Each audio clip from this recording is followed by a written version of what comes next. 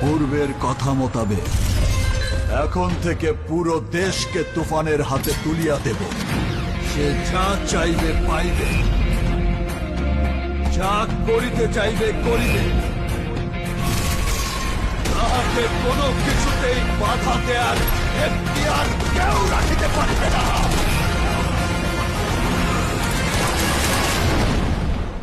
আর এর ব্যত্যয় ঘটিলে